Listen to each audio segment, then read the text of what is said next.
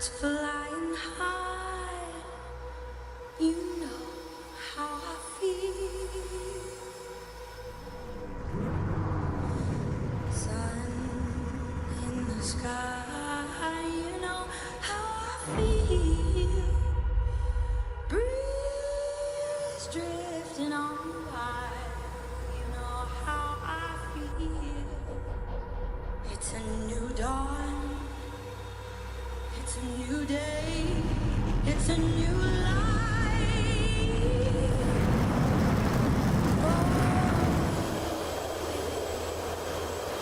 And I'm feeling good.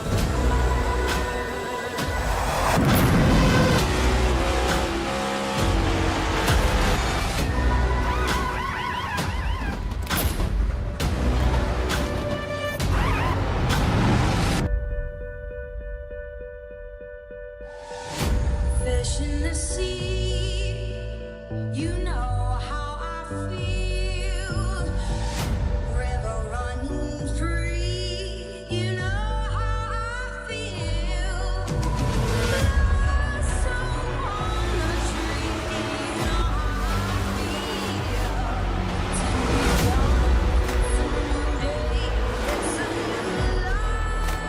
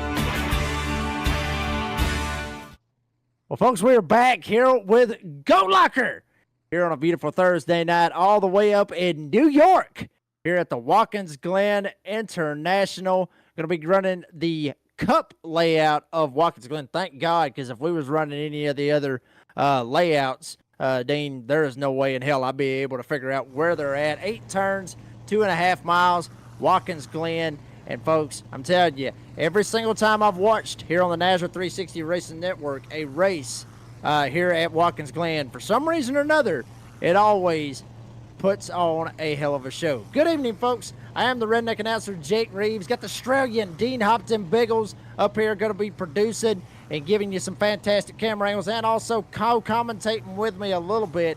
And Dean, I'm telling you, this place right here, you love this kind of stuff right here. You love road courses.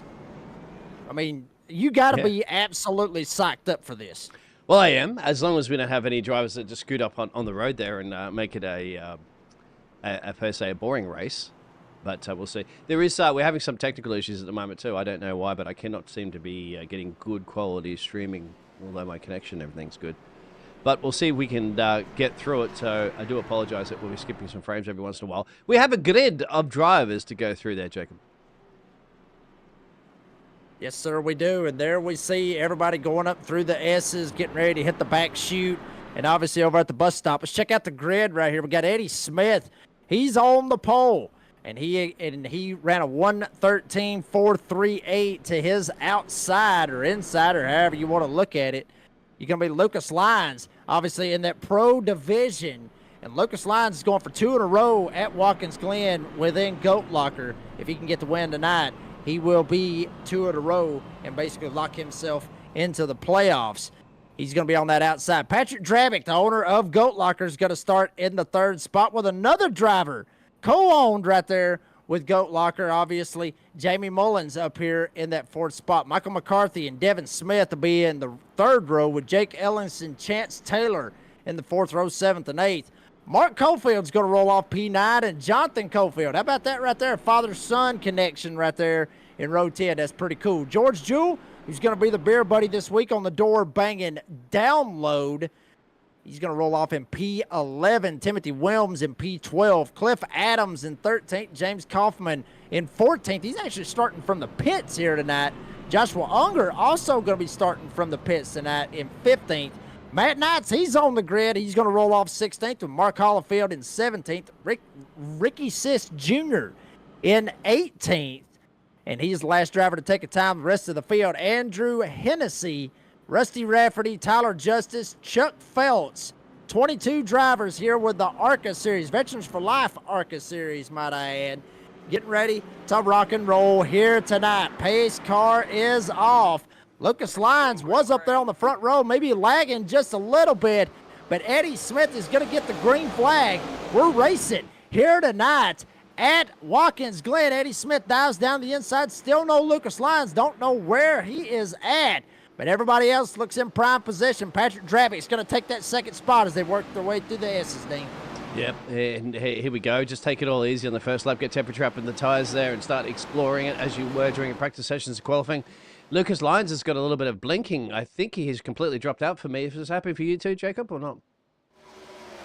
Yeah, he is absolutely gone for some reason or another. I see no Lucas Lyons anywhere on the track, and yes, I'm seeing right here that he has dropped due to an upload packet loss. So Lucas Lyons going for that 2 in a row. Hell, he loses it basically right there at the start, but everybody else working their way through the bus stop. Looked like everybody kind of drove through there cleanly going through the bus stop. So nobody really making any unnecessary tags, I guess you could say right here, Dean. This is quite a clean lap right here for the very first lap of 40 laps here tonight at Watkins Glen. Jake, at the moment, making a couple of places back. Of course, Caulfield's made up 2, but most of the drivers up the top of the timesheets have made those places up because of that packet loss you said from Lucas Lyons. He's having internet connection issues as well, too. Good evening out there in the chat. Please let us know if it's a little better than what it is. It's about the best I possibly can get. I can't get any faster internet where I am as well, too, but I am in the middle of a city. You'd think I could, but we'll see if we can get through it, my friend. It might pick itself up better. So far, it's working out for Eddie Smith in the lead. Looking pretty good for Eddie Smith, working his way through the S's. Patrick Drabick trying to see if he can follow. Jamie Mullins getting a little bit of a fight back here from Michael McCarthy in the Bucky's number 3. And leading the amateurs, might I add, Michael McCarthy. He's did this before, Dean. And obviously, we talked to Michael. Michael's pumped up about this right here. Matter of fact, if I'm not mistaken, Michael McCarthy won the amateur division last time we was racing with Goat Locker. You see him get a little bit loose right there coming out of the carousel, working his way down this other long back straightaway, getting ready to work their way through turns 7 and 8. Still putting pressure on Jamie Mullins right here for a podium spot. Mullins almost hits the rumble strip, tries to keep it straight as he can. Slides up, got to be careful. That wall right there off that 8th turn, Dean, it can jump out, and it can literally bite you big time. Yeah, those walls, of course. You got to buy them some flowers, take them out for a nice dinner first, and then treat them nicely, and they shall treat you kindly in return, you hope, because they will. Overtaken opportunities down into turn 1, and that's for the 94 machine of Andrew Hennessy. He's got Timothy Wilms there, and Cliff Adams just tucked down behind him. Andrew just set the fastest lap right now, so the dew point number 94 machine has got some serious pace. Problem is, it's got some cars up the road to get past.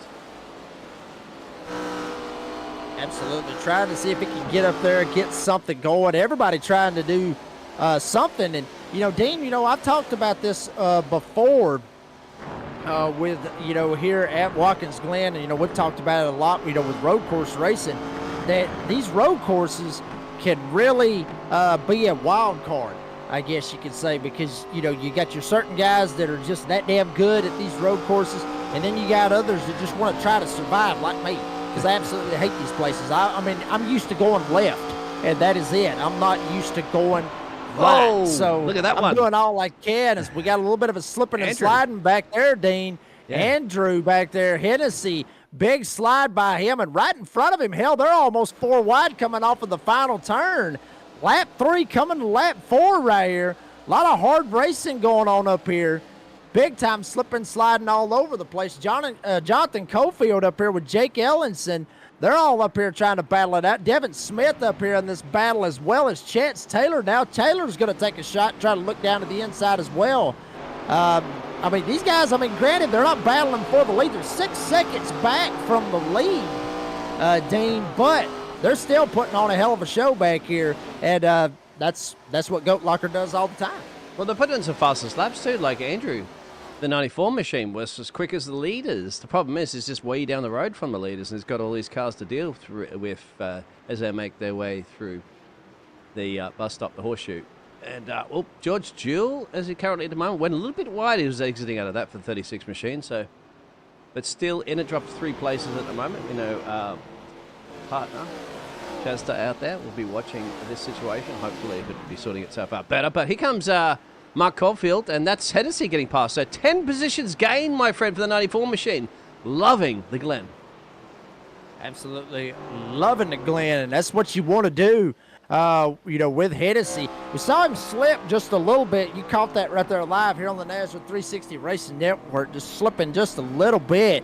And, you know, that's one of those things. I mean, granted, Dean, you know, we've raced in the trucks here. Probably going to be racing in the Xfinity Series, Blanchard's Touring Xfinity Series, and also with the Nazareth Cup Series. I believe Watkins Glen's on the schedule. I'm not 100% on that, but these ARCA cars right here, obviously still got the same body as a Gen 4 would, but at the same time, it just does not have the horsepower. But you still got to watch these cars, because you can still get some rear wheel tire spin, and you can still slip and slide and still easily wreck, especially here. I mean, you can easily spin yourself out, and you can still overdrive the corner. Maybe you mentioned that. That's why I get the V8 supercars out there, my friend. Let's get some horsepower in there, some big blocky cars. They're similar to the trucks. You can see Andrew's going to look at making another gain here to make it 11. He's got Devin Smith up the road there. He's going to back off through here because it's a day $8 short. You can see runs a little bit wide, Devin Smith. That'll get a good exit there from Andrew. And as long as he can make it stick into the final corner, that's your pit lane entrance as well. It'll be a race down into turn 1. Big time drag race. You see it right there live here on the Nazareth 360 Racing Network. Ellenson going to give up that spot to Cofield. Cofield overdrives the corner. Ellenson trying to look down to his inside, but still he's going to fall back in line. Cofield's going to jump up a spot. He's going to jump up into the top 5.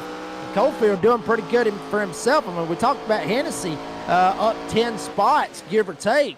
Cofield not doing too bad himself, up 5 spots as well. Jonathan Cofield knows how to do, this kind of racing. I mean, he's very, very good at what he does. And Jonathan Cofield, big name within Goat Locker. And also, he's going to be big name when it comes down time for, obviously, with the Nazareth Xfinity Series as well as the Nazareth Cup Series, as those seasons getting ready to kick off. I mean, obviously, the Xfinity Series is already kicked off. Cup Series kicking off this week at Daytona, live here on the Nazareth 360 Racing Network on Wednesday nights. And if you have not yet, make sure you drop a like, give a follow, tell your friends, tell your family, tell your barber, whoever cuts your hair, let them know what's going on here on a beautiful Thursday night here with the Nazareth 360 Racing Network. Let them know, and let's get this channel bumped up, man. I would love to see, what Brady has created. Get about 1,000 likes. Wow, we got them all over the place out here, Dean.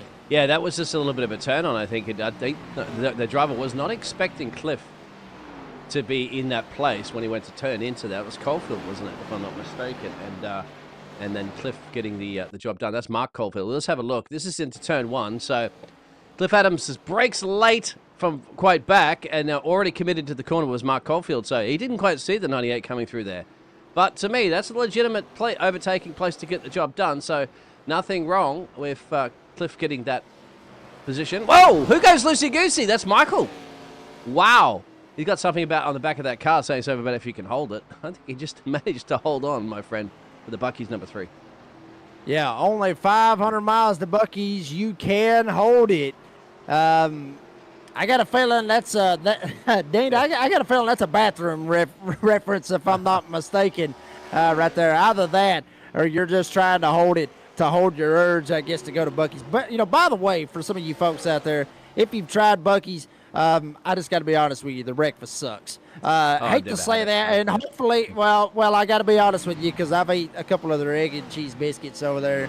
Not a fan. And sorry, Michael, and sorry for any of you out there that are big fans of Bucky's breakfast. It just never worked for me, Dean. I just can't do it. I get sick. Dean. Everybody out there, once you get sick on something, you ain't even gonna try it again. Caulfield dives it in and was able to make it stick. Big time move right there by Jonathan Caulfield. He is a man on a mission. He may be 6 seconds back from this battle for the lead that we're probably going to see here very soon, because Patrick Dravick's starting to kind of get right there on the back bumper of Eddie Smith, but Caulfield's starting to work his way through this field. Here comes Jake as well, too. Sliding through that field there at the moment. He's up 2 places. So, but Andrew I'd say Andrew is one to have a look for. He is slicing, he's dicing through that field. Now he's on the back of the Bucky's machine, number 3, of Michael. Next up on his hit list will be Jake. Jake's known he cleared that through there, Jonathan Caulfield up the road. So have a look at just the way Andrew drives this. He's a road course man for sure, because he takes the right racing line. He spots the apex, is swinging over to the right. You see, you want to get on the apex there. So we've got 2 wheels on the apex, your front right, left, front right, and your rear right, okay? That's how you get your apexes on your... And you see how you got your entry and exit speed just there? But more importantly... Well, folks, we're back here at Watkins Glen. Hopefully everything is working just a little bit better. Hopefully it's going good. If you out there on the live chat, you see what's going on, let us know what you think. Let us know if everything's good. And I'll tell you what, Dean, if you can, go ahead and share your screen. Let's see if it all works. Let's see if what's going on, see if it all works, and see if we can get back to a fantastic night here with Goat Locker. Here with the Nazareth 360 Racing Network to see how it all plays out. And so far from what I'm seeing, Dean, I think you might be in good shape right here. I don't see a whole lot of choppiness, at least on my end. There you see Patrick Dravick working his way through the bus stop, trying to run down Eddie Smith. Hennessy has made that podium spot. He made it around them all, son. And he is 8 seconds back from this battle. At one point, he was 11 seconds back. Dane, I got a feeling Hennessy, he may be going for this right here. Check this move out right here. Goes around Mullins, takes it on the right side. Caulfield up there in front. Did he get a twofer right here, Dean? I think he got a twofer. He gets a twofer somewhere along the line here, exactly, because once he got the one there, he gets Caulfield coming up soon. So maybe in the turn 1, we'll just keep an eye on this replay for a second, because this was the overtake to put himself currently in P3 with live pitches. No, I don't think he's going to do it there unless Caulfield makes a mistake out of the turn 1. And then, which it looks like a little bit of a twitch there, could be enough. We'll go, I see if I might actually have a specific replay of him passing Caulfield, which is around here. So this must be further up there. Caulfield runs a little bit wide. Oh, actually lifted, just allowed Andrew through there, saying, okay, I'm not fighting with Mr. Road King at the moment, because he is the Road King. But he's got to catch Patrick, and that's quite a bit up the road. That is 5 seconds and change, and considering his last lap, he did a 14.3. Patrick's last lap was a 15.19, so he's almost half a second quicker per lap than the leaders. Well, I was fixing to say that, Dean, because I'm sitting here looking at his last lap time. He ran a 1:14.3. Patrick ran a 1:15.1. Eddie Smith ran a 1:15.3. So Hennessy is way faster than these other 2 guys right here.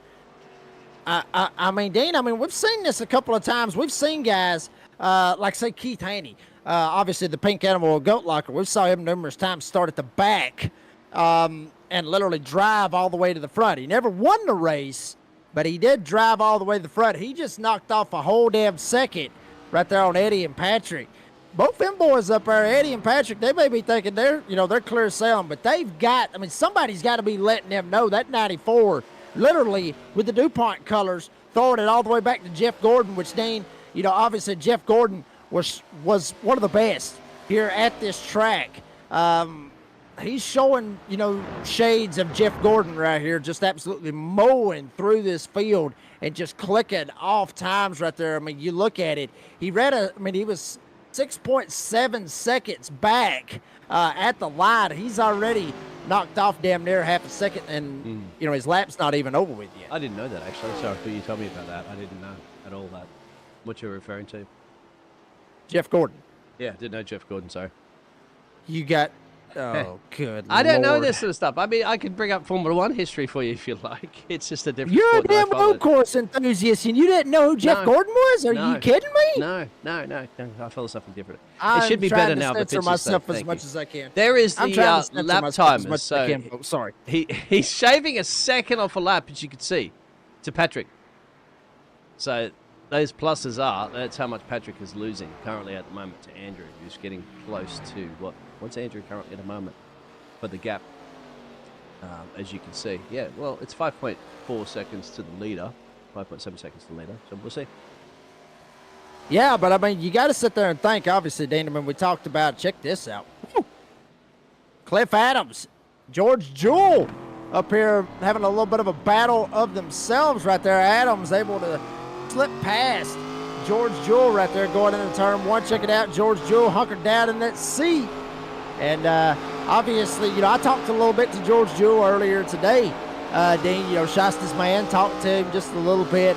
Obviously, they're, with family down there in Florida with all of the Hurricane Milton and everything that's going through. So, I've said it on, a brand new episode of the Door Banging Download that I put out today, and I'll say it here live on the broadcast. If anybody is affected by Milton or even, Hurricane Helene, we are in your thoughts and prayers, and hopefully you are safe. Hopefully everybody is safe with everything that's been going on, so hopefully everything is good on y'all's end, and hopefully y'all are tuning in tonight with Goat Locker.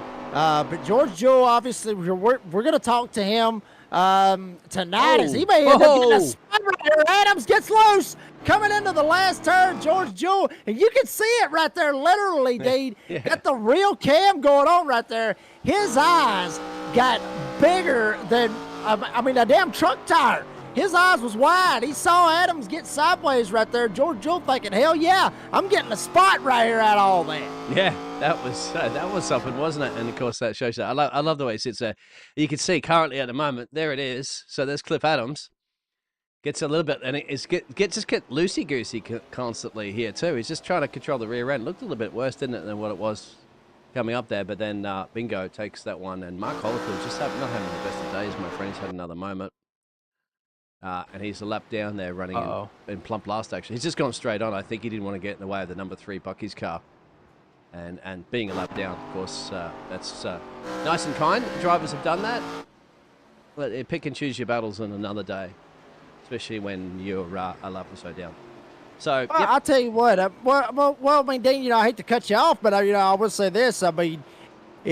If you are laps down, just drive right through the damn bus stop. That's about the easiest way to do it. As we're seeing Chance Taylor right here in the 14, pitting from the 8th spot. And Dean, this is about the time that we would.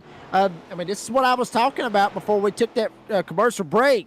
Right here at that halfway point, you're gonna see guys go down pit road right here at this time and go ahead and make some pit stops. And you're seeing it right now. Adams going down pit road, George Jewell going down pit road. All these guys making their way down pit road. We'll see if James Kaufman in 25 right behind him, see if he elects to go down as well. You see it right here, Eddie Smith. Yeah. Will Eddie Smith end up trying to make that? Kaufman stays out. We'll see what Eddie does right here.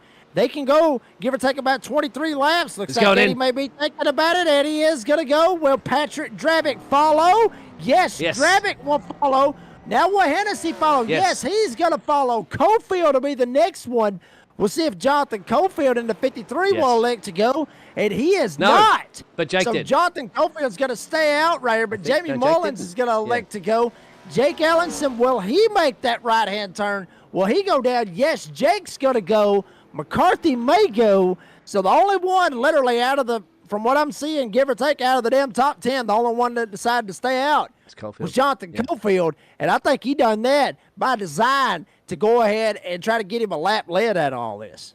Now, I think Patrick backed up just a little bit in his box there, which cost him a little bit of time. Eddie's going to come out first, leading this race, which will lose that position, of course, to Jonathan Caulfield. Patrick, oh, look at that. Andrew almost got Patrick coming out of that. So that's going to be a nice little battle brewing for the P2 now. So that he had, what, a 3-second gap or something like that before the pit stop. So now that's down to about half a second. So Caulfield's got to come in. He's electing. I honestly thought Andrew might have stayed out an extra lap or boxed. Whoa, look at the power he's putting down. The rear end's about to slip. I thought he was going to go out for an undercut or an overcut to try to jump this position, but he has to do it on track now because Patrick is in position as they're battling it out currently for a net T2 because we know Caulfield has come back in, has to come in. Yeah, I was sitting there looking, and I was trying to see if there was a possibility that maybe Hennessy might have not took tires, Dean, because there has been certain times, as you're hearing right now, Jonathan Cofield electing to go down pit road. You know, there's sometimes drivers, they're not real keen with being on those cold tires. They want to go ahead and just keep the same set of tires that they had on from the start of the race when you split it halfway down the middle. I thought Hennessy might have actually tried that play, but he did not. I went back and looked. He's got this and one. He took that 4 tires, gets the run off the last turn from 19th all the way up to 2nd now once it flips. Wow, Hennessy is rolling right now, and he's making it look easy right now. Jonathan Cofield just now coming off of pit road. Hennessy will take that 2nd spot. Now he's going to have to try to see if he can muster something up. Get that 94 rocking and rolling, trying to make it look just damn near like Jeff Gordon. There you see the gap. There you see all that right there. It's Smith and Hennessy. It's less than 5 seconds right here, Dean, and he's got 19 laps to try to catch him. Yeah, now he got past Patrick. He's going to clear out. That's why you could see Smith gained about 2/10 on that last lap because of the battle. But now he's got clean air. Andrew's going to pump in those quickest laps. I'm pretty sure he's going to be very much capable, but he's got a little bit heavier fuel, of course, with 19 to go. But he's going to be capable of pumping in those early 14s other laps. The last lap actually was a 40 flat by Eddie. So Eddie knows. He's got the call up on the team radio saying, you got to get on with it because the fastest man on track and the fastest man that's been on track so far is this man that's coming up behind you. So you got 18 laps to go. Eddie's going to be thinking, I just need those 18s to click over. There he is. You can see Eddie just going in the first corner. Eddie has responded. He just set the fastest lap. Andrew has just responded again by setting a faster lap quicker. So there's the predator and there's the prey. And at the moment, you'd have to say Eddie Smith is the prey. And the predator's coming. Predator of the number 94 machine. Damn, Dean. I mean, it's like I said right there before we went to that commercial break. I told everybody, stick around, stick back with us, because you're going to see a hell of a finish. Oh! Eddie Smith sideways. He's going to save it. Lap car, 51. But here comes Andrew. Under. Here comes Andrew Hennessy. Oh. He will take the top spot.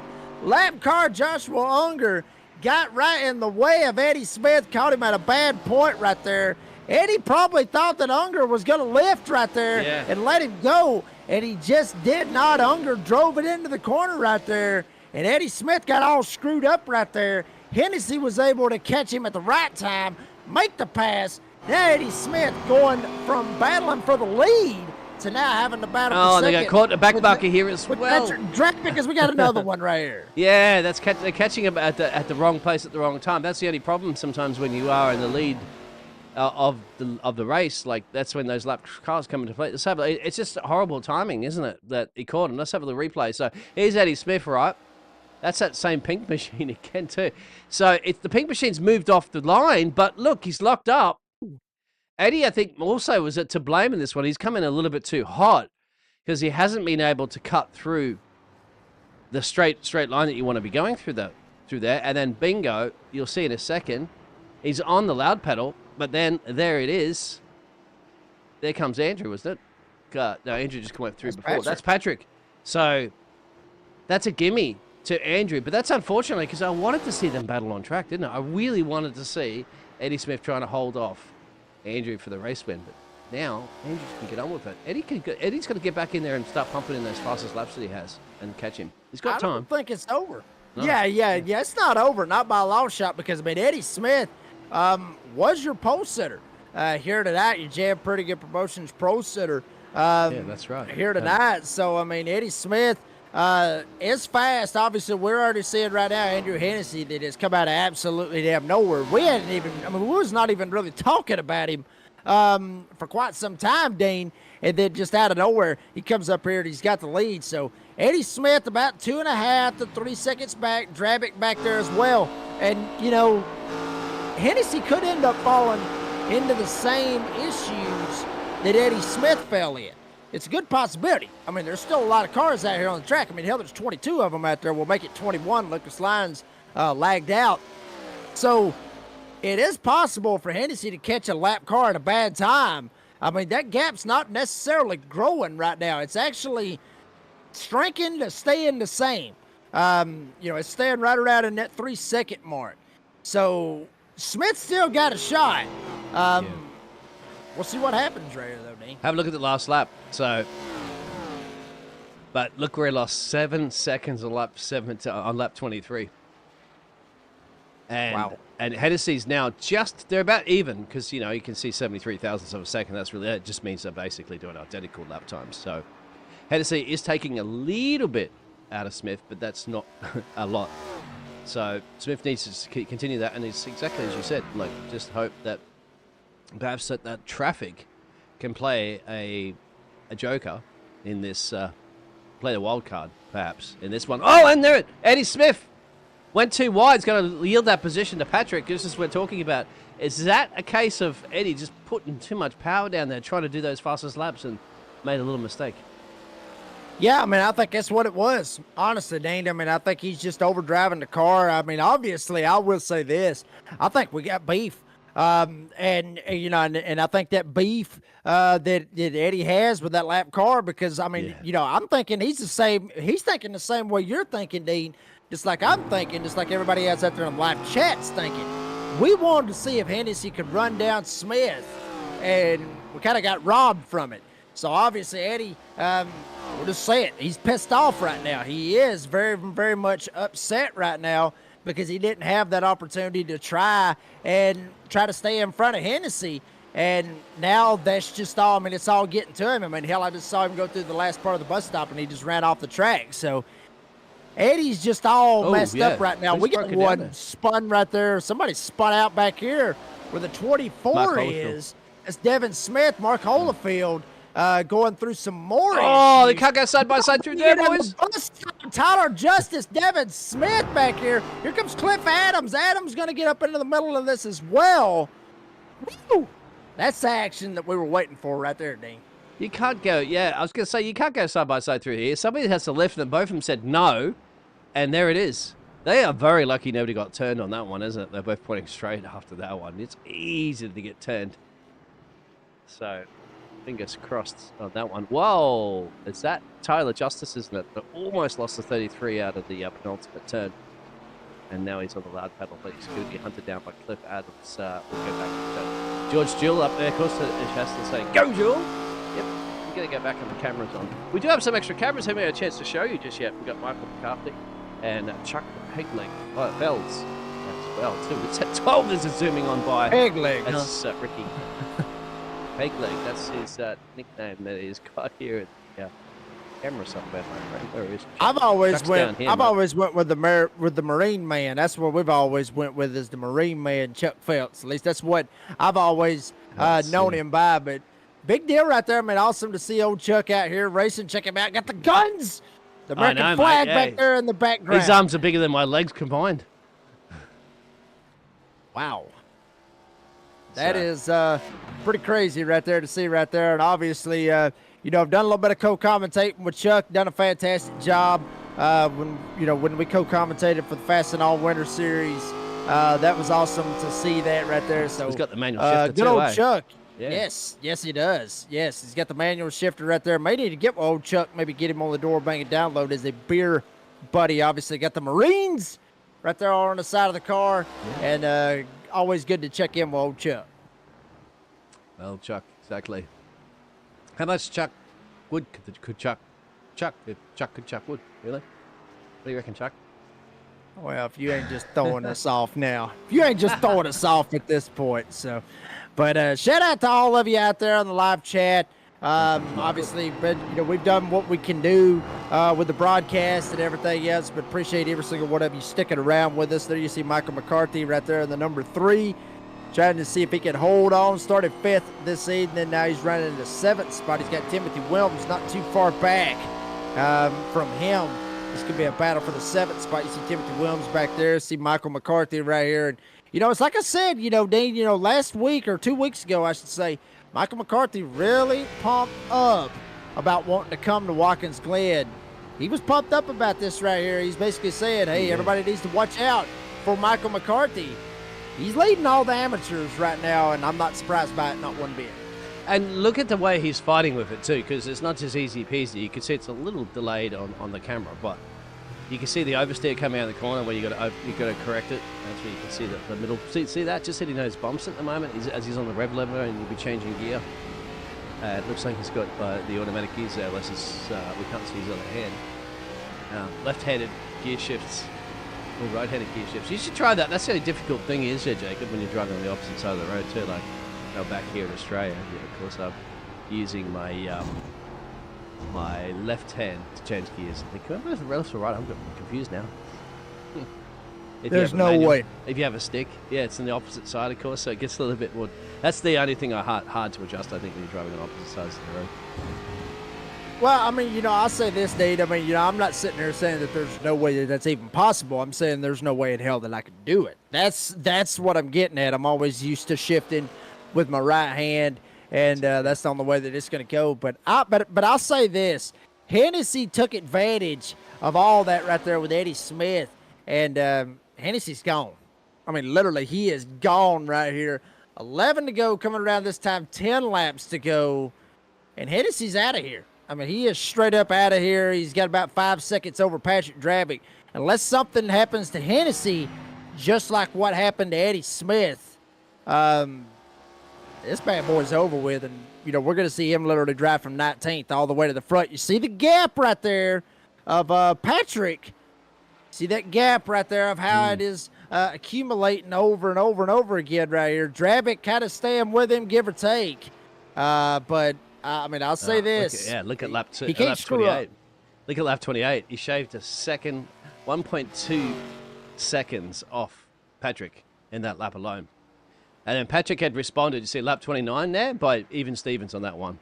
And then see actually on that lap 30 that Patrick's actually shaved a 2/10, but 2/10 is not enough to chip into this race lead at the moment that Hennessy has, which is about 4.83, as you can see on the timing tower.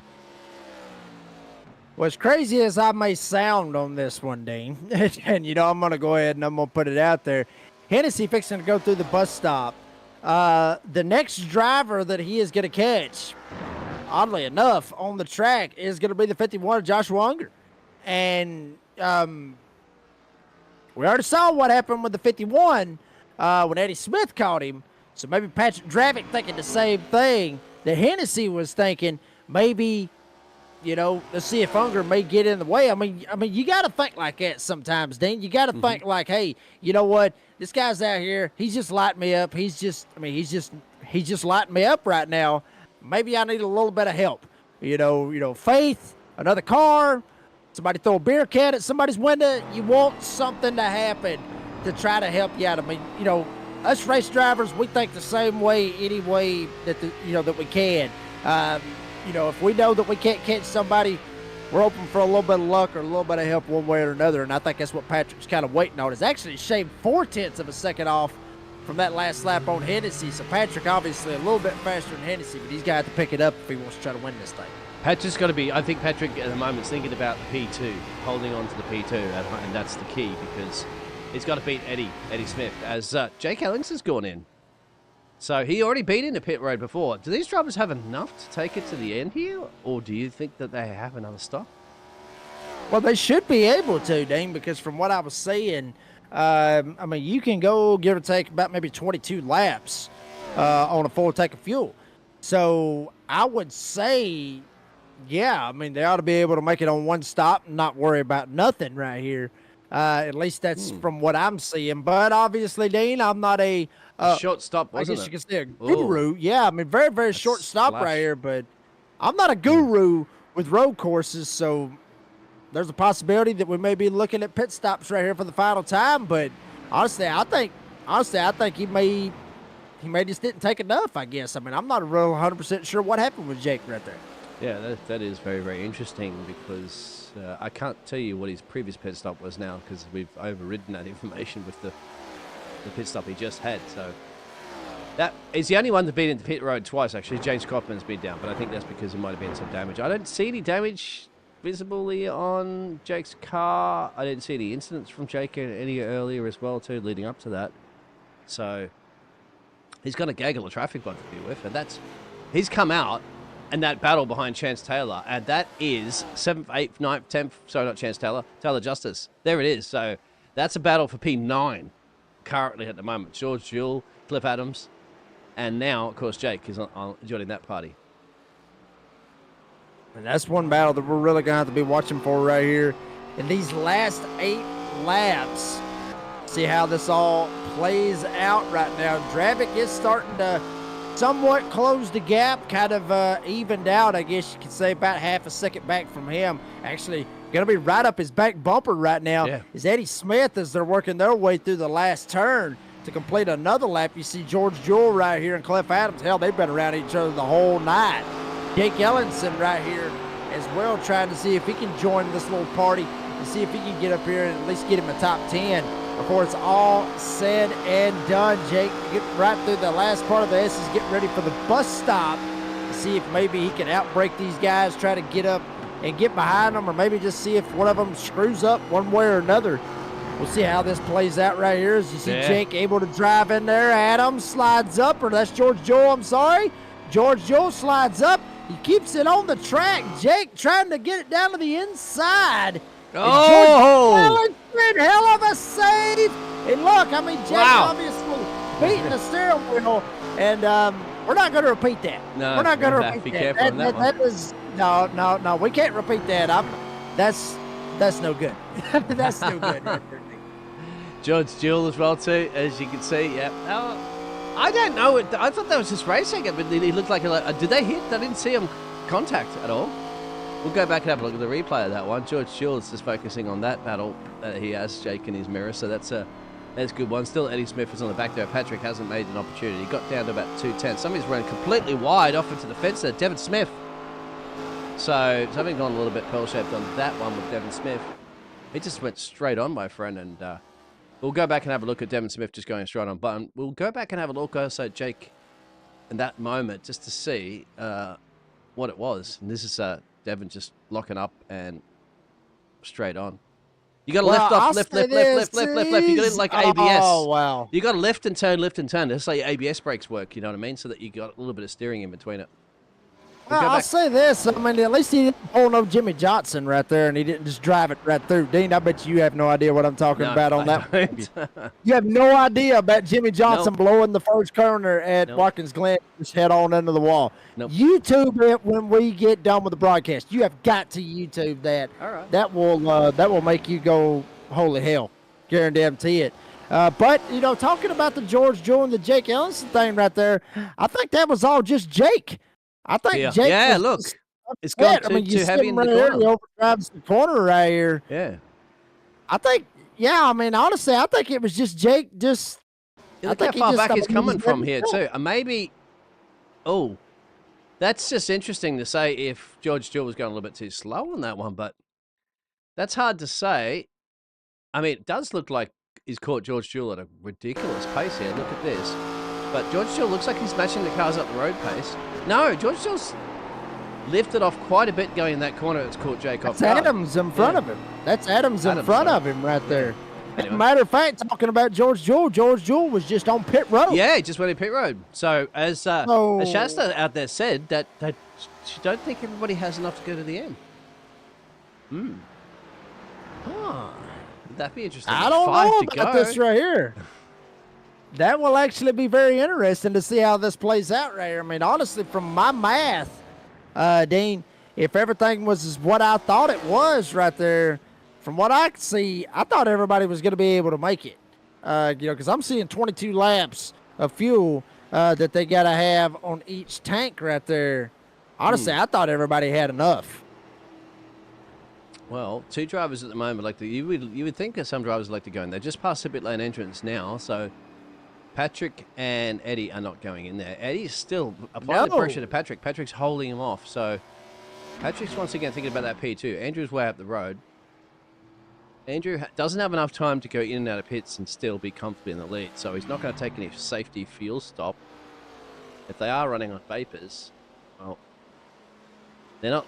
Are they lifting off? Well, they are actually, Jacob, because the last lap from this driver, our race leader, was a 15.1. So they're in the 15.1s now. They were doing 13s and 14s earlier. Of course, he doesn't have to push as much. He's got a big gap, but that's slow. That's a slow last lap. Some of the other drivers in the midfield doing 16s, almost 17s. So are they just fuel saving? I mean, it's a good possibility, Dean, because I just went and I looked, and I thought they had 100% fuel capacity in the cars. Turns out I was wrong. Turns out they get 60% fuel in the cars. So that could play a little bit of a factor right there. But from what I saw on my end, when I looked as far as how some of this was right here, I see that they've got 11.2 gallons in the tank, and it's 24.3 laps. That's at least from the math that I was seeing right there. So I thought, at least on my end, I figured that everybody should be able to make it. But, I mean, Dean, you know how my Georgia math is sometimes. It sucks. So there's a good possibility that I could be wrong out of all of that. I didn't know he had different math in Georgia than from other parts. But Mark Holyfield out there, who hasn't had the day today, he as he said, he's parked it for the night. He didn't want to cause any incidents and just cannot drive it on the track. I know that you had a lot of the incidents there tonight, Mark, and I saw it highlighted. It's unfortunately just one of those tracks that you just don't get to go along with. I'm not going to go through and highlight all your racing incidents tonight because that's just unfair to you. But better luck next time on some of the tracks. Maybe just practice it a little bit more. I don't know. Sometimes I've had a lot of open-wheel drivers that have complained about certain tracks, and they said, look, I just don't like this track and stuff like that. But then there's a couple of corners that you can tackle that you get it right, and then all of a sudden I've seen them flip and say, hey, this is now my favorite track. Once they perhaps get some help or oh, we got a spinner back there. Oh, yeah, you're right. That is Jake. Uh-oh. Oh, not Jay. Yes. Oh, he's towed. Oh, my goodness, and he towed, too. What happened to Jake Ellison? We got to get a replay on this one right here. Oh, yeah, that's lost. And I thought there was a possibility that, somebody made contact with him, but no, nobody even touched him. Nobody was even around Jake right there. I think he just hit the rumble strip and just overdrove the car, and that was all she wrote. He just goes around. Yeah, he's coming to close to the fence here, isn't it? Oh, there. And that's a high-speed impact because there's not much of a safety barrier there, unfortunately, and that's... I think Jake's boxed and retired that one, my friend. I don't see... Because he went down the pit road and this late to the race, I'm not quite sure if he's going to be in the car anymore. No, he's out. There's live pictures. Damn, So- like he really got out. Yeah. He really got out of the car. Literally gets out of the car. See Patrick Dravitt back here battling with Eddie Smith. And about 3 seconds back from this is Jonathan Cofield. So we'll see how that plays out. But coming to the white flag right here, Dean. Yeah. We gotta give all the love right here, honestly, to the 94, Andrew Hennessy. Has just been absolutely on fire here tonight. Has put down the laps. To a certain extent, guess you could say, I guess he got lucky a little bit. I mean, you take it for however you want, Dean. Because Unger, got in that situation to where he kind of slowed up Eddie Smith and kind of got it crossed up, and then Hennessy took the lead. Would Hennessy have caught him? Who knows? But I mean, you take the luck, or you take luck any way you can. But I'll say this: it doesn't really make a damn because the man started 19th and he drove all the way to the front regardless. Yeah, I mean, he had the pace. We just didn't. We would have liked to see that the nice battle between himself and Eddie Smith, tooth and nail. Once he caught Eddie Smith, would he have been able to get past Eddie Smith? That would have been the key, because Eddie Smith was matching the same pace as Andrew's going to run really wide on this one. But he's got it. Only you can see on the track map, that's the 94, the green dot. He's only got a couple more corners to get it done, and he's going to be crowned the Glen, upstate New York race winner, Road King Master, mate. Road King Master, and got the throwback for Jeff Gordon. Off turn number 8. Andrew J. Hennessy gets the win here tonight with Goat Locker here at Watkins Glen. Patrick Drabick is going to be able to beat out Eddie Smith for second.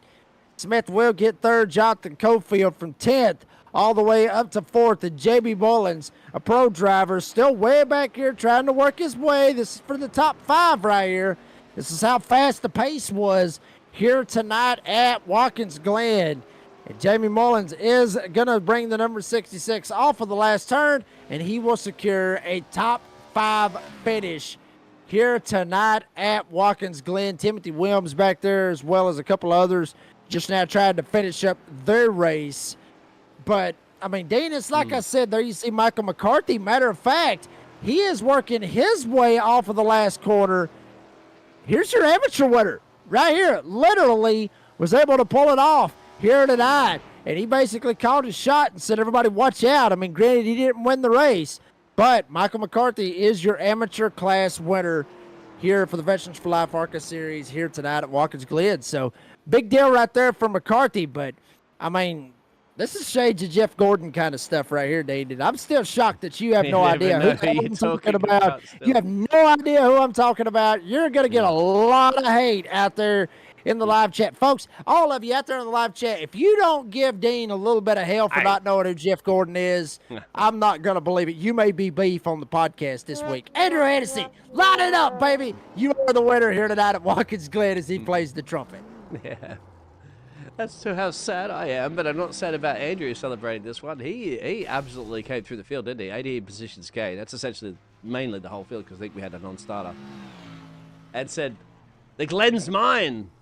And to bring it, Eddie Smith had the pace. We'll chat to them as well, as we have Patrick and Eddie. But there's the man, my friend. We'll get those results for you right now on the screen. Absolutely. Andrew J. Hennessy will get the win here tonight by about 6.5 seconds over Patrick Drabick. And then Eddie Smith will finish third. We'll talk to those drivers here in just a little bit. Jonathan Cofield finishes 4th. Jamie Mullins will finish 5th. Timothy Williams gets 6th. Well, Michael McCarthy, who beats them all with the amateur class, we'll be talking to him as well. He ended up finishing in the 7th spot. Chance Taylor will get 8th. Tyler Justice gets 9th, and Clef Adams rounds out the top 10. 10 drivers finishing on the lead lap here tonight for the Veterans for Life ARCA series with Goat Locker. The rest of these drivers, 1 lap down or more. Devin Smith will finish 11th. How about Rusty Rafferty? We didn't talk a whole lot about him, Dean. He started in the 20th spot out of 22 drivers, and he comes up here 2 spots away from getting the top 10. So a big shout out right there to Rusty Rafferty, an amateur driver coming out here. Granted, 1 lap down, but up 8 spots, almost got a top 10. Good drive by the 00 of Rusty Rafferty. George Joel, I'll be talking to him here in a little bit on the door banging download. He ends up finishing in the 13th spot with James Kaufman in 14th. Chuck Feltz, the Marine Man, is going to finish 15th with Matt Knights in 16th. Jake Ellenson, not real sure what all happened on that whole transition for Jake. Started 7th. He's going to end up finishing 17th here tonight. Joshua Unger played a factor.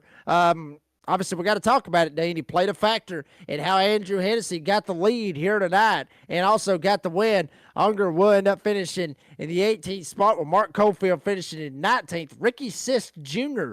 will end up finishing in 20th. Matter of fact, Cofield and Sisk Jr., I saw that there was a little bit of contact between them on the backstretch, and that's why both of those drivers are in the positions that they are in. Mark Hollifield, we saw the struggles he had.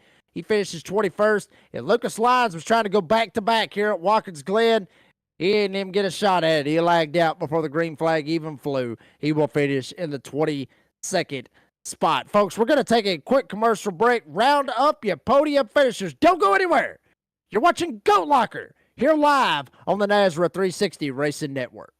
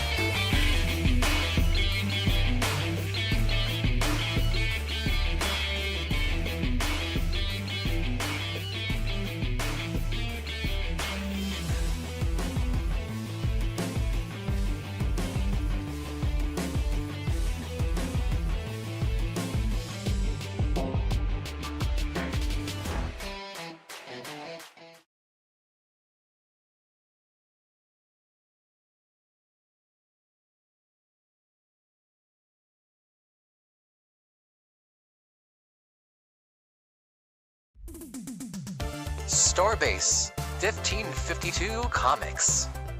We sell everything a collector would want. Comics, Funkos, action figures, and so many more. A real American comic book shop. We are online only.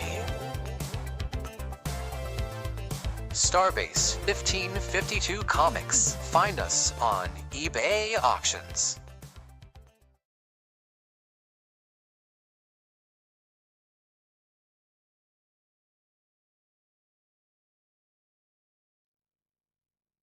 Well, folks, we're back here at Watkins Glen, here for the Veterans for Life ARCA series with Goat Locker. And we're trying to round up Andrew Hennessy.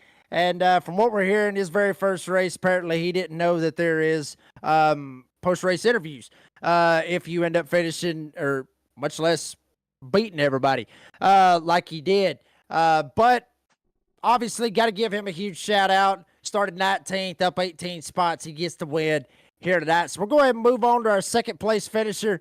And that's the 07 of Patrick Dravick. And we've actually caught up with him. He knows how it works, I guess. But Patrick, buddy, I mean, hell of a race. I mean, you started third, you finished second. You was basically up front for the whole race. Tell everybody about it. Yeah, that was a whole heck of a lot of fun. I showed up here tonight. I love running the road courses and everything like that. And I figured, it'd be another challenge to, race with Eddie Smith there. And been a long time since I've been on the track with him. So I figured, what the heck, let's get out here and have some fun in the ARCA series. And man, it was a ton of fun. Running there with Eddie at the beginning of the race, screwing up a pit stop, which was awesome. Blowing through the pit box, happened to back up and then didn't quite back up enough. So that was really cool. I hope nobody caught that on camera. I knew it. I spoke we about got it. it. Sorry. I got that you one, didn't need Patrick. to, Biggles. You didn't need to do that, man.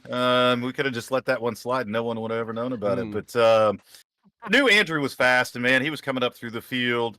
And then Eddie had his trouble, and then we kind of got battling there again, and he had a little bit more trouble, and then he was coming back to me again. So I don't know, man. I came out here to have a whole hell of a lot of fun, and I sure did, man. So it was awesome.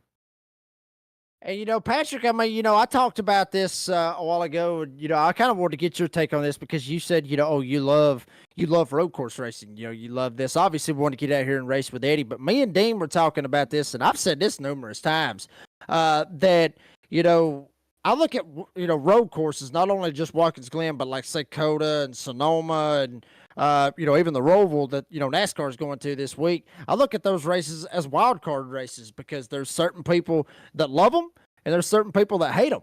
And that's basically like a Daytona, Talladega, or a New Atlanta. I mean, would you agree with that statement that these road course races are somewhat wild card races? In a way, I would say that. I would think the field is getting a little bit more level with them because we've introduced a lot of them here in Goat Locker Racing. Of course, NASCAR has introduced quite a few of them on the circuit. So it's kind of one of those things that's either, get good at it or get left behind. So I've spent a lot of time road racing. I've got some great teammates that, road race, Cody McElwain, I think, who we all know is just absolutely amazing at any road course in any car. Ryan Pendleton the same way. So I just became a student, tried to learn as much as I can, tried to practice as much as I can. And I guess it's paying off a little bit. I don't know. Well, I'll say this. I mean, if I had any say in it as far as get going or get left behind, I've been left behind. I've been left behind for about 2 years on this damn road course stuff. I absolutely hate this kind of stuff. I mean, Dean knows that. I always give him hell for it all the time. But Patrick, buddy, appreciate your time. Congratulations on that second place finish. And as always, before we let you go, you got any sponsors, any shout outs that you want to thank? I always love it when I do one of these interviews and somebody asks me that. Like, I'm not the guy that runs this whole thing and got all these damn sponsors. Yeah, there's a ton of them. There's quite a few of them. But typically what I like to do is kind of reverse things a little bit. One, I want to give a big shout out to the ARCA series in general. These guys have been putting on some outstanding races. The Pro-Am split that's been going on has been really cool to watch those guys battle each other. And everything that's happening there. I mean, we got a lot of really cool things that are happening within Goat Locker Racing as well. I put some stuff out today about, we're going to get some hoodies and some long sleeve t-shirts. So I think that's pretty cool. But for everybody that hops behind the wheel of their sim rig and comes out and races with you, thank you. thanks for coming out. Thanks for racing with us. Thanks for sharing the social media that you do. If you do your streams and you put it on your Facebook, man, it means the whole world to us, because the more that we can get this out there, the more veterans and first responders we can help. And the more veterans and first responders and those that support us hit the track each and every week, I mean, the better that it is. So thanks to everybody that comes out and races. It is so awesome. Thanks to the ARCA series for being gracious enough to allow me to come race tonight, and good times. And man, you guys do an awesome job putting on the broadcast, and really truly appreciate you guys as well. Patrick Dravick ends up finishing second here tonight. Patrick, appreciate your time, buddy. And hopefully, even though next week's not a road course, hopefully we'll see you back next week when we go to Nashville. All right, brother. That was Patrick Dravick. We're actually going to bring Andrew Hennessy up here in the broadcast booth, but Andrew, just sit tight, because we're actually going to make you go last because you ended up winning the race. That's something how we do it, I guess, sometimes. I figured we'd just go ahead and throw him at the back. Why not? We'll go ahead. We'll move down to third place, and that's Eddie Smith. And obviously, good to talk to Eddie. I ain't talked to Eddie in a couple of weeks. And I mean, first off, Eddie, how the hell you been? And second, tell us about your race, because it looked like, obviously, you started up on the pole. You had a shot to win the whole thing. What exactly went wrong to make you be in the situation that you're in? Well, Jake, I'll tell you what. It just makes my Southern Country Fried heart just filled with joy to talk to you again. And glad to be sitting here in the booth with you and Biggles, and y'all do such a great job. It's always a pleasure to talk to you guys. So it's good to see you again, Jake and Dean. But yeah, man, what a fun race, man. I never in a million years thought I would start on the pole. I'm not a road course guy, but man, I've been putting a lot of time in with GT3 cars, just enjoying the road course racing. And so when I saw it on the schedule, I've been trying to get to these Thursday night races, and I said, man, I'm gonna have to give this one a run. So started on the pole. And, I saw Andrew coming. I saw him in practice lay down a fast lap time. He didn't qualify. A lot of guys starting in the back whenever they join the series just to kind of be chill. And he did a great job, drove up through the field. I saw him coming. I said, well, it's a battle for second. And, just kind of a lap car. Josh didn't do anything wrong. I just made the wrong decision, man. I could have stopped that from happening 1,000 different ways. I thought he was letting me go into the bus stop, and he was driving it. He kind of drove it in there, and at the last second, I kind of panicked, hit the brake, and it kind of got loose in the bus stop. No fault of his.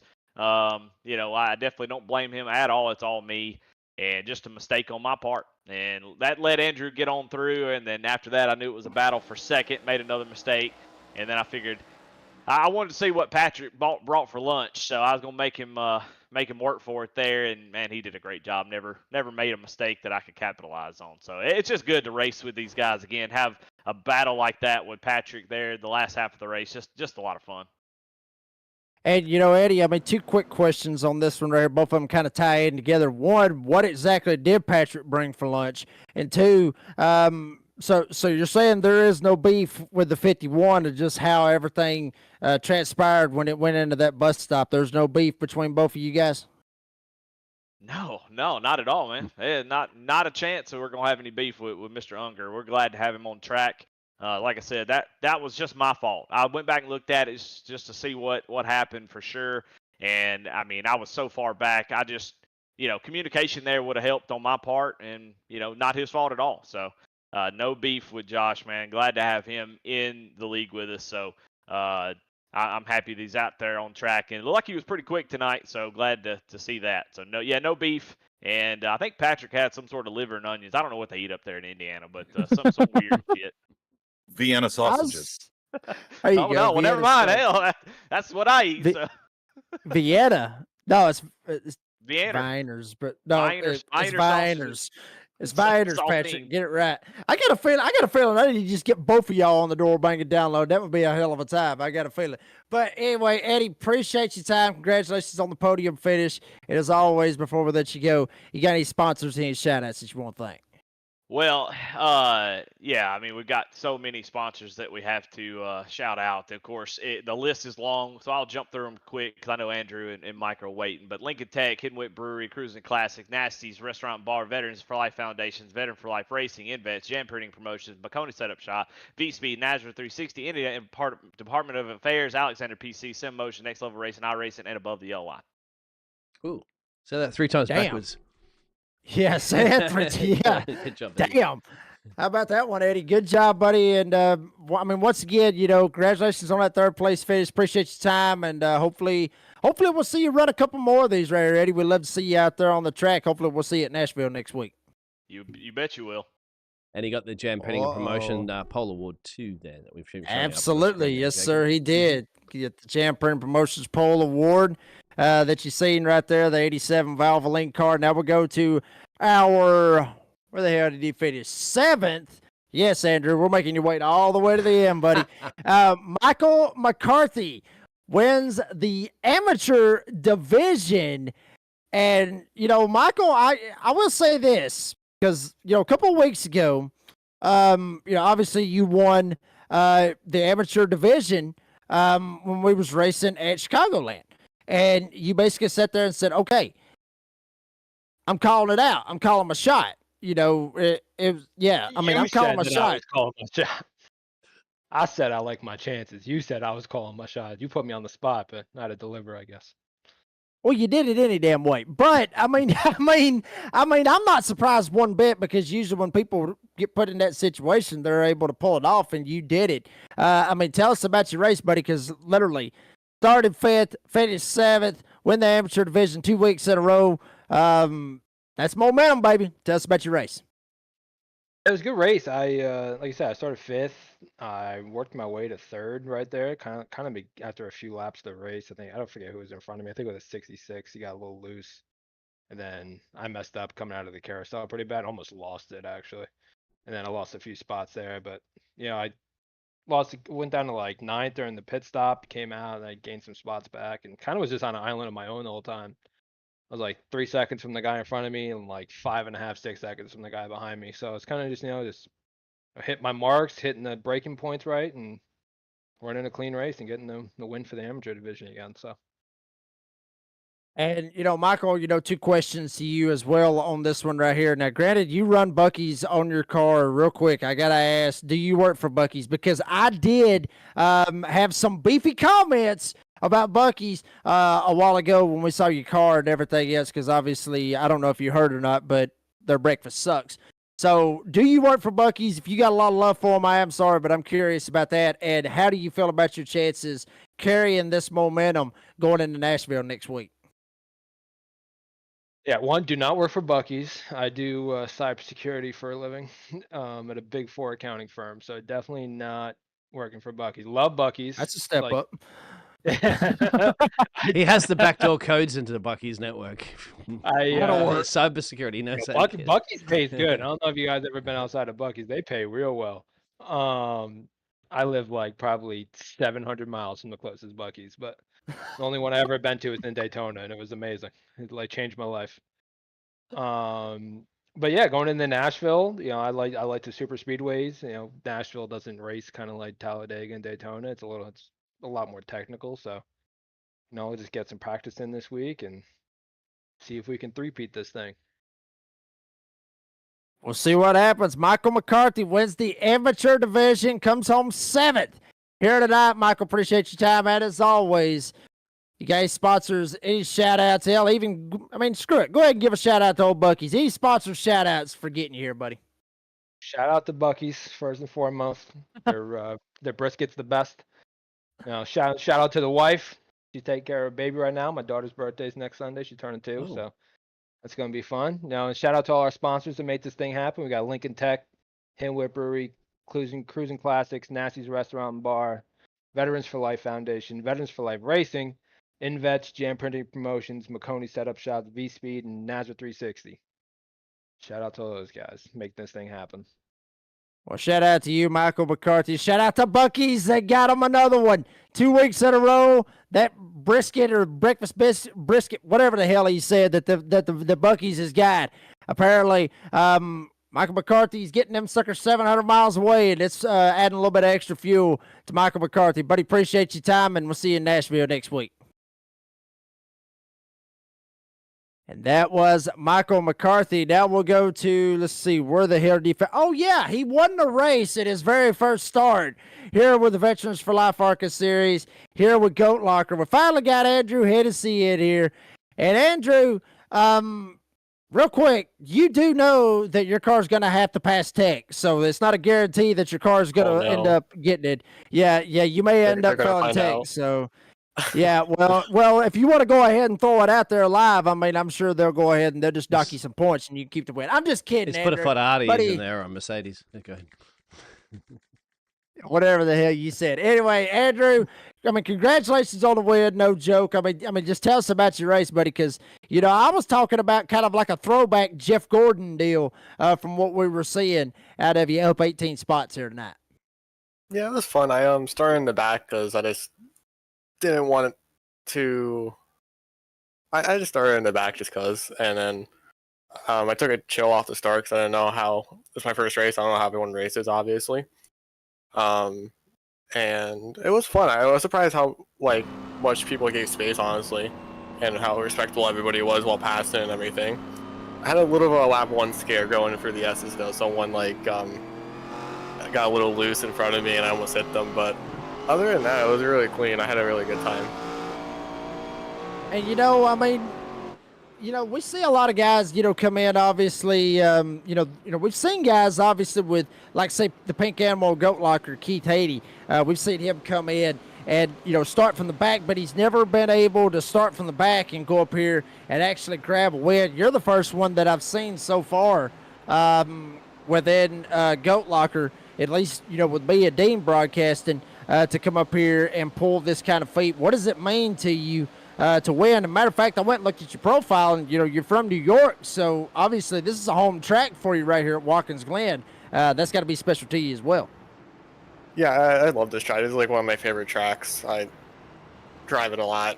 I won the 6 hours here earlier this year, so I had a lot of laps around here. It's always a lot of fun, and obviously winning the first start's cool. I had a little bit of luck. I'm not sure what happened with Eddie when he spun, but it was gonna be fun between me and him when I was I think I was 6 seconds back after pit stops to try to hunt them down with I think it was 15 laps left. Mm-hmm. So it would have been fun, but yeah, I love this track. This track's so much fun. That's what we were looking Dean, forward if you to, got wasn't anything it? for him? Yeah, Yeah, Jake, go ahead. That's what we were kind of hoping that battle, because you were setting fastest laps after fastest laps, even when you're in the midfield. By the way, I'm looking at the replay of your lap 1. Yeah, I think you got up to P13 by the end of lap 1. So not bad considering you're starting at the back of the field. But we were interested because Eddie Smith at some points where you're exchanging fastest laps to each other. Once you started getting clear air because you had a lot of traffic to get through, Eddie Smith was already just leading this race up the road there, setting some good laps. And then we're like, okay, after the pit stops is when it was even Stevens, wasn't it, between yourself, Patrick, and Eddie, all going for the top spot on the podium. And then, of course, I mean, if you're aware, but Eddie just had a little back marker that caught him off guard into the braking point and forced him to go wide. That's when yourself and Patrick got past. And after that, once you got that lead up the road, I think you started setting some more of those quick laps in there, and then that's all she wrote after that. The rest of the battle was between Patrick and Eddie for a long time. So, but wouldn't it have been interesting? I thought yourself and the Jam Printing Promotions pole driver going for it tooth and nail. Of course, Patrick in the mix. You think those two drivers could have been the ones that bring it to you this evening for the race win? Yeah, I really didn't think I would be able to get. I got lucky, honestly. Earlier in the race, I got through a lot of the back of the field really fast and made up a lot of spots to be in contention. Because if you wait too long to pass people, and you just lose so much time trying to get through traffic. So a lot of it was just trying to get through a lot of the midfield fast, and then once I think I got into 5th, I could really start setting those faster laps and overtaking people, or having bigger gaps and cleaner air to not have to wait up for some people. Because I think sometimes when you pass some people, you lose around a second sometimes, depending on where you pass them. So Yes, sir. yeah, Traffic is a lot to navigate through, and having to do it all those 18 positions is pretty good considering quick times as well. Another one is just that you're just smooth operator. Just the way you drive is like you're a road course, expert because you spot those apexes perfect. And also I mentioned that on the broadcast as well too, because I come from a road course mainly broadcasting, and to see the cars go left and right, these cars, and apart from that, a little mistake we're seeing there, but you're slicing and dicing through it, so you are throwing the car around, but you're taking minimal steering there, so you're basically spotting the apex perfectly, you're hitting the apex, and then taking short amount of steering, and then that's also better for the tires. Is that just a lot of practice? What's the key to that success of road course driving? I used to play a lot of like the Formula One games, and I also used to do a lot of the rally games. So that kind of helped me to an extent for road course racing. Whenever I switched to iRacing and doing iRacing more, I felt like that helped me, especially the rally and like just having pretty good car control, and just not sliding the tires. Because you slide the tires with stock cars too much, it's all about heat in the tires, and if you just build up so much heat from sliding so much that you're going to just get slower and slower, and the lap times are going to go off a cliff. So a lot of times in the stock car, it's more important just to be smooth, don't slide it, trying to just not mitigate the wheel spin as much as you possibly can, but go as fast as you can while doing that. So it's a balance, but I do have a lot of laps, especially at this track. I feel like I have a lot of laps here, so it's I have a lot of practice here. There you go, Jacob. Well, how about that? Yeah, see, Jacob, learn, my friend. You said you're not very good at road courses. He's telling you exactly the secrets to success around here. I ain't got the heart. I can't figure it out. But anyway, Andrew Hennessy gets the win here tonight. And Andrew, before we let you go, you got any sponsors, any shout outs that you want to thank for making the win possible here tonight? So yeah, you guys for broadcasting the race, the admins in the league for putting this on. It seems like a really fun league. It's really cool what they do for veterans and first responders. So shout out to those guys. Shout out to everyone in the race. Everyone was really clean. This is probably one of the cleanest leagues I've raced ever. So it's really it was a really nice change of pace compared to other leagues I've been in and how they turn out. And I see that they have a lot of sponsors here in the league. I probably should read them out. So shout out to Lincoln Tech, Hidden Wit Brewery, Cruising Classics, Nasty Restaurant and Bar, Veterans for Life Foundation, Veterans for Life Racing, Jam Print and Promotions, Mojoni Setup Stop V-Speed, and Nazar 360. Well, Andrew Hennessy gets the win here tonight. Andrew, appreciate your time, buddy. And even though it's your first race, hopefully we'll see you next week when we go to Nashville. I actually can't make next week, but I'll probably at least be here in 2 weeks. So I'll see you guys then, probably. We'll see what happens, buddy. Appreciate your time. Yep. Thank you, guys. That was Andrew Hennessy gets the win here tonight. Dean, I mean, obviously, there you see right there the schedule for season 2 for the Veterans for Life ARCA series. Obviously, subscribe and like to the NASRA 360 Racing Network, as I always say. Dean, final thoughts on your forte. I mean, this is the stuff that you love right here. You love road course racing. You got what you wanted here tonight. Yeah, pit stops, as you heard from Patrick, a slight little mistake in the pit stop may have cost, but I think it would have cost some time to Andrew, but he ended up having that battle with Eddie anyway. But road courses, so, first of all, pit stops are crucial in road courses because usually they're never under cautions, as you know, so it's green stop, pit stops, and you only have one or two of them per se in a race. This case, we only had one, generally for most of the drivers. So they got to get that one perfect. And then it's spotting every corner perfect at that point, isn't it? With blue flag cars are also a key factor, a lot more than what you're going to have in ovals. So it's good. You've got a lot more space but around you, so you don't have to worry about that wheels and the fence sucking you in and the bump drafting and stuff like that. So that's just what it's all about, smooth operating on the loud pedal and on the brake pedal as well, too, going up and down. The gears, it's a lot, but that's why you either love it or hate it, Jacob. And I think it's like anything, just practice makes perfect. And you heard too from Andrew, sometimes these other little simulators and games and stuff like that you have on your Xbox or on your PC or whatever like that, like Formula One games or any of those racing games, get it on them, and you can probably learn a couple of tracks there and throw the car around left and right too, if you have time, Jacob. But that's my 2 bob worth. Thank you. Well, I will say this. I mean, obviously, I got an Xbox, and I love to race on Forza Motorsport, but I mean, it doesn't do a damn. I mean, it doesn't do a damn bit of good on iRacing. But folks, I mean, it was Watkins Glen. It's road course racing. We're sorry earlier about the technical issues, but I think we all got it lined up. And like I said, I wanted everybody to come back because I felt like we was going to be in for one hell of a finish, and folks, we really was. We saw a lot of crazy stuff, saw a lot of crazy action. There you see the fall series right here with Goat Locker, obviously presented by Lincoln Tech. There you see right there with Tuesdays with their Xfinity series, Wednesdays, the Next Gen series, Fridays. They got a truck series, and then they got another truck series on Sundays. All these with V-Speed and McConey Entertainment. But Thursdays, it's what y'all come to see. The Veterans for Life ARCA series live here on the Nazareth 360 Racing Network. And a lot of sponsors, obviously, right here within Goat Locker. Try to name off as many as we can. Obviously, Lincoln Tech, appreciate them. Hidden Brewery, Cruising Classics, Nasty's Restaurant and Bar. Obviously, Veterans for Life Racing, and obviously the Veterans for Life Foundation for their sponsorship, for the ARCA sponsorship here on Thursday nights. InVets, Jam Printing and Promotions, McConey Setup Shop, V-Speed, obviously Indiana Department of Veteran Affairs, Alexander PC, Sim Motion, Next Level Racing, Above the Yellow Line, and obviously iRacing, because if it wasn't for iRacing, it wouldn't none of us be here. And obviously, the Nazareth 360 Racing Network with Brady LaBeouf, Cody Knott for everything that they do. Shout out to, the drivers. Shout out to the fans. Shout out to everybody that puts this all together. Patrick Dravick, Jamie Barkus, Jake Ellenson, all those guys with Goat Locker.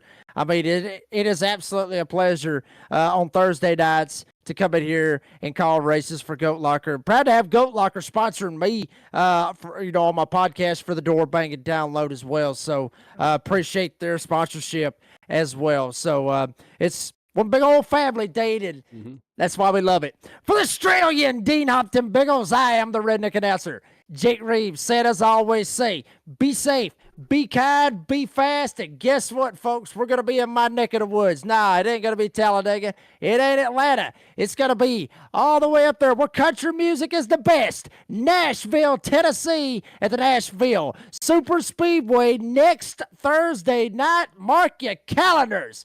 Goat Locker on the Nazareth 360 Racing Network. It's going to be a blast. Wherever Fiddle's ready, we're going to see if we can play a little tune for you when we get ready next week. We'll see you then.